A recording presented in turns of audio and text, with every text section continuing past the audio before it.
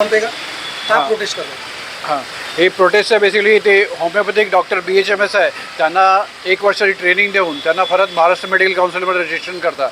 असं dual registration कुठला पण दुसऱ्या स्टेटमध्ये इंडियामध्ये कुठे पण नाही आहे, हे महाराष्ट्रामध्येच करतात. आमच्या प्रोटेस्ट त्याच्यावर आहे आणि त्यांना अलाव करता मेडिकल काउन्सिलवर रजिस्ट्रेशन करून ॲलोपॅथिक औषध पण प्रॅक्टिस करायला अलाव करतात. तर ते हे काय 1 वर्षाची ट्रेनिंग आणि आमची 4.5 वर्षाची ट्रेनिंग, 1 वर्षाचा इंटर्नशिप आणि बाकी सगळं क्लिनिकल ड्युटीज करून नंतर त्याच्या कंपॅरिझन तुम्ही 1 वर्षाच्या ट्रेनिंगमध्ये तुम्ही कसं करू शकता. त्याच्यामुळे त्यांची एज्युकेशन वेगळ्या पद्धतीने होतं होमिओपॅथिकच्या आणि ते त्यांना आयुर्वेद महाराष्ट्र मेडिकल काउन्सिलवर रजिस्ट्रेशन करतात. ते त्याच्या अगेन्स्ट आमच्या प्रोटेस्ट आहे. ही पॉलिसी सरकारची त्याच्यामुळे हायकोर्टामध्ये केस पण टाकलेला आहे. त्याच्यावर निकाल आतापर्यंत आलेला नाही आहे, तरी पण या लोकांनी GR काढला आहे आणि ते त्यांना अलाव करायला रजिस्ट्रेशन करायला सुरू करतायत. आता काय मागणी करताय मग सरकारला? काय सांगा? आम्ही सरकारला सांगतो हे थांबवा आता आणि त्यांना रजिस्ट्रेशन असं अलाव करू नकोच. आता यापर्यंत त्यांच्या कंपनीनं आमच्या MBBS आणि 4.5 वर्षाची ट्रेनिंग आणि 1 वर्षाची इंटर्नशिप आणि बाकी क्लिनिकल स्टडीज करून त्यांच्या कंपनीनं 1 वर्षाच्या ट्रेनिंगमध्ये कसं करता येते आणि त्यांच्या एज्युकेशन पद्धती वेगळी आहे, आमची वेगळी पद्धती आहे. त्यामुळे ते दोघांना कंपेअर करू शकत नाही आहे. त्यांचं रजिस्ट्रेशन थांबवावं आणि त्यांच्या ऑलरेडी रजिस्ट्रेशन आहे homeopathic council, even central homeopathic council आहे ते भारताची, त्यांनी पण याच्यासाठी अगेन्स्ट आहे हे ड्युअल रजिस्ट्रेशनसाठी. त्यांना पण सांगितलं की त्यांना होमिओपॅथिक काउन्सिलमध्ये रजिस्टर करा, सेपरेटली परत महाराष्ट्र मेडिकल काउन्सिल रजिस्ट्रेशन करायची गरज नाही आहे. असं आहे. काय नाव तुमचं? Doctor Ghanshyam Dulera, president IMA Navi Mumbai. Thank you. कि बहुत सी ये जो होम्योपैथी के कॉलेज है ये पॉलिटिकल लीडर्स ने स्टार्ट किया है और उनको बेनिफिट देने के लिए इन लोग अपना ऐसे पॉलिसी बना रहे हैं जिससे कि उनको ज़्यादा स्टूडेंट मिले, ज़्यादा उनको डोनेशन मिले, ज़्यादा पैसे मिले. तो इस तरह से पॉलिटिकल लोगों को ज़्यादा इंपॉर्टेंस देने के लिए उनकी पॉलिटिकल प्रेशर की वजह से इन लोगों ने ऐसा डिसीजन लिया है. जो स्टेट किसी भी दूसरे इंडिया के किसी भी दूसरे स्टेट में नहीं है ऐसी पॉलिसी, वो इंडिया यहाँ महाराष्ट्र में पॉलिसी लाई है. ये एकदम गलत है. स्पष्टपणे आणि येस, माझं नाव डॉक्टर जितेंद्र गव्हाणे आहे. आम्ही भारतीय बाल आरोग्य संघटनेला बिलॉंग करतो, जी IMAची संघटना आहे. लहान मुलांच्या आरोग्यासंबंधित विचार कराल तर जसं सरांनी सांगितलं तसं या 1 वर्षाच्या क्रॅश कोर्सनंतर BHMS डॉक्टर जेव्हा लहान मुलांना ट्रीटमेंट द्यायला जातील तेव्हा डोसेसचे ॲडजस्टमेंट आणि त्याचे साईड इफेक्ट याचा विचार त्यांना जास्त होणार नाही, कारण त्याला सखोल अभ्यास केलेलाच व्यक्ती लागेल. तर त्यामुळे आम्हाला असं वाटतं की रुग्णाच्या जीवाशी खेळ होणार आहे असं जर परमिशन दिली तर.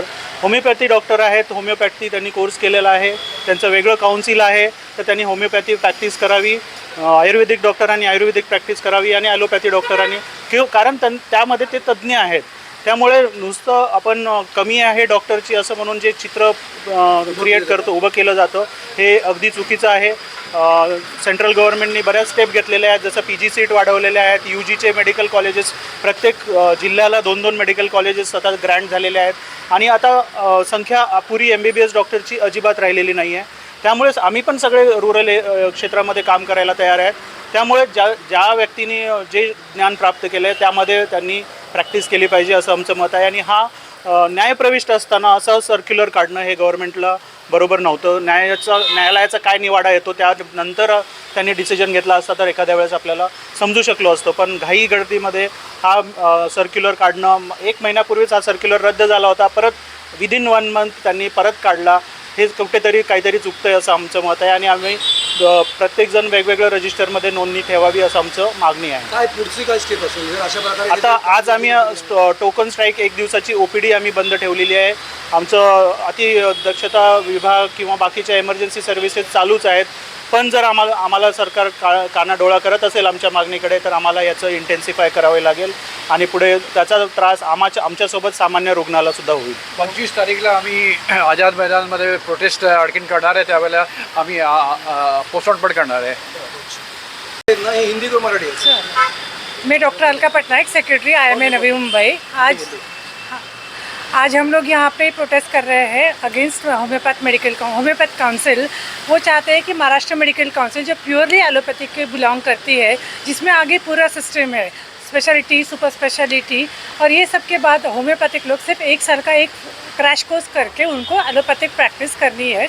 ठीक है, वो ऐसे भी एलोपैथिक प्रैक्टिस करते हैं, बट काउंसिल का डिसीजन होने से कल किसी को पता नहीं चलेगा कि वो एलोपैथिक है या होम्योपैथिक है. वो पूरा मास्क हो जाएगा और उससे सबसे बड़ा धोखा हम सबको है. मतलब आम आदमी जब ट्रीटमेंट लेने जाएगा तो एक टाइम के बाद वो ट्रीटमेंट डॉक्टर दे नहीं पाएगा. रजिस्ट्रेशन एक है, और दूसरा है कि इन जनरल कभी भी कहीं पे भी कोई भी डिग्री में एक डिग्री अगर आपके पास है तो आप दूसरी 2 डिग्री साथ में नहीं ले सकते। एक सरेंडर करना पड़ता है आपको, तभी आप दूसरे की प्रैक्टिस कर सकते हो। तो ये इवन लॉ, या जैसे कल मैं लॉ करती हूँ तो मुझे मेडिकल सरेंडर करना पड़ेगा और लॉ करना पड़ेगा। तो ऐसे कोई भी गवर्नमेंट अलाउ नहीं कर सकते और नहीं करना चाहिए। पर किस वजह से किसकी ये साजिश है और किस तरह से हो रहा है कि ये GR या कोर्ट या सुप्रीम कोर्ट ये सब क्यों हो रहा है, और हम हमारे साथ साथ जैसे कि हमारे स्टूडेंट्स इतना मेरिट में इतने मार्क्स लाते हैं, इतनी मेहनत करते हैं, इतना सुपर, आज हर आदमी जब हॉस्पिटल में जाता है उसकी जो कंडीशन जब होती है, हर एक ने देखा है ये चीज़ें, वो ट्रीटमेंट वो लोग कभी भी नहीं कर पाएंगे। तो ये हर एक का मुद्दा है, सिर्फ डॉक्टर्स का नहीं, सबका ही मुद्दा आम है। मरीजों पर इसका कितना इफेक्ट होगा? बिल्कुल होगा, क्योंकि एक लेवल तक नॉर्मल क्लिनिक में कोई भी प्रैक्टिस हो पाती है, और जैसे ही आपको कुछ होता है आपको इमरजेंसी में जाना ही पड़ता है, और वहाँ पे कोई कुछ नहीं करता। क्या मांग करते हो? हम तो बस चाहते हैं कि जो नॉर्मल है कि एक ही काउंसिल में एक ही रजिस्ट्रेशन हो, और हमारा महाराष्ट्र मेडिकल काउंसिल है और उनका होम्योपैथिक काउंसिल है, तो हम तो होम्योपैथ नहीं मांगते हैं, हम आयुर्वेदिक नहीं मांगते, तो वो क्यों मांग सकते? तो और स्टेट में नहीं है ऐसा, आप ही स्टेट? हाँ, सिर्फ इसी स्टेट में हो रहा है। और ये क्या लगता है, ये गलत पॉलिसी है? बिल्कुल गलत है। मैंने जितना भी एक्सप्लेन किया वो टोटली गलत है। अगर हम में से कोई भी क्लिनिक जाए और इमरजेंसी में कुछ हो जाए उसको, तो वो इतनी सारी फैसिलिटी और इतना ट्रीटमेंट नहीं दे पाएंगे। क्यों ऐसा कर रहे हैं, मतलब आपको क्या लगता है, ये ऐसा क्यों उन्होंने किया? पॉलिटिकल है ऐसा हमें लगता है। मैडम, आपको नहीं लगता कि इससे जो डॉक्टर की कमी है हमारे स्टेट में या देश में, उसकी कमी की भरपाई की जा सकेगी, ताकि जो रूरल एरिया है वहाँ पर बहुत कम मात्रा में MBBS डॉक्टर्स हैं, और अगर इनको 1 साल का क्रैश कोर्स देकर के दवा देने की अनुमति दी जाती है, तो रूरल एरिया में जहाँ पर मेडिकल फैसिलिटी इतनी ज़्यादा नहीं है, तो वहाँ पर लोगों को मदद मिलेगी और नागरिकों को अच्छी दवा मिल पाएगी। इस बात पे हमारी सारी स्टेट लोगों के साथ बात हुई है कि actually medical doctor total 2 lakh से ऊपर है, और रूरल में किसी भी PSC में आप जाइए मेडिकल MBBS डॉक्टर ही एम्प्लॉयड है, और उसमें भी वैकेंसीज़ है, और वो उसका तोड़ निकालने के लिए गवर्नमेंट ने हर डिस्ट्रिक्ट प्लेस पे मेडिकल कॉलेज अभी खोल लिया और सबकी सीट्स बढ़ाई। ये सारे मेजर्स ऑलरेडी हो चुके हैं।